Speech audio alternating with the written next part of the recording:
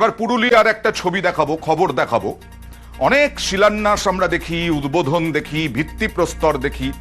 এখানেও পুরুলিয়াতেও শিলান্যাস হয়েছে একটা ব্রিজের 7 বছর আগে। এখনো ব্রিজ তৈরি হয়নি, ব্রিজ তৈরি না হওয়ায় এখনো এখানে দেখুন দেখুন ব্রিজ না হওয়ায় জলের মধ্যে দিয়েই বাইক নিয়ে যাচ্ছেন তারা, আর নিজেরাই বাঁশের সাঁকো তৈরির চেষ্টা করছেন। কথা বলবো প্রতিনিধি ইন্দ্রজিতের সঙ্গে। ইন্দ্রজিৎ, কেন 7 বছর আগে শিলান্যাস হওয়ার পরেও এখনো ব্রিজ তৈরি হয়নি? প্রশাসনের উপরে কেন মানুষ ভরসা রাখতে পারছেন না?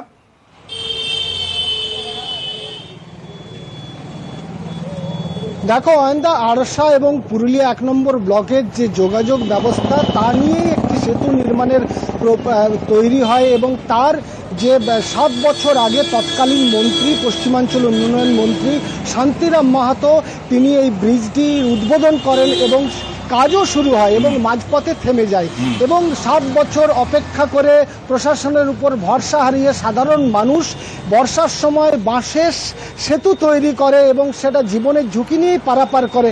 তবে এবছর যেটা হয়েছে, একেবারেই জলের তরে বাঁশের সেতু তাদের ভাসিয়ে নিয়ে গেছে। ফলে তারা একেবারেই বাঁশ বেঁধে এপার ওপার হচ্ছে এবং যেভাবে পেরোচ্ছে তাতে একেবারেই জীবনের ঝুঁকি নিয়ে। এই বিষয়ে আমরা কথা বলেছিলাম তৎকালীন মন্ত্রী শান্তিরাম মাহাতোর সাথে এবং তিনি যেটা জানিয়েছেন যে কিছু ডিপিআর এর সমস্যা থাকার কারণেই সেতুটি হয়নি সম্পূর্ণ। এবং ডিপিআর এর সমস্যা, শান্তিরাম মাহাতো তৎকালীন মন্ত্রী, তিনি বলছেন ডিপিআর এর সমস্যা। ডিপিআর মানে প্রজেক্ট রিপোর্ট।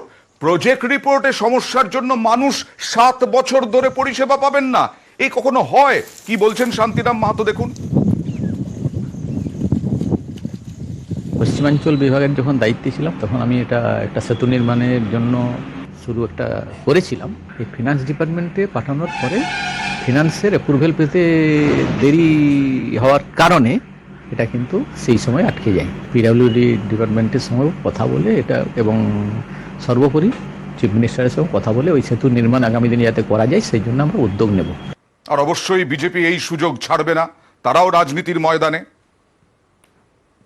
আরসা ব্লকে আপনার বামুনডিয়া থেকে ওই কাঠবেড়া, সেখানে একটা তারা চেষ্টা করেছে বাঁশের দিয়ে তারা একটা সেতু তৈরি করছে এবং সেটা দিয়ে পেরোচ্ছে। 2016 সালে এটা মানে উদ্বোধন করা হয়েছিল, কিন্তু খুবই দুর্ভাগ্যের বিষয় ওই উদ্বোধন হয়েছে আর তখনই তা সমাপ্ত হয়ে গেছে, সেটা আর পূর্ণতা কখনোই পায়নি।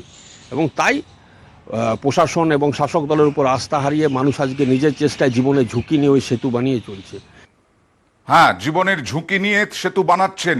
আপনারাই বা কি করছেন? আপনারা তো কেন্দ্রের সরকারে আছেন। আমরা চাই দ্রুত সাধারণ মানুষ সমস্যা দূর হোক। কি বলছেন দেখুন তারা এই জাতাকলে পড়ে।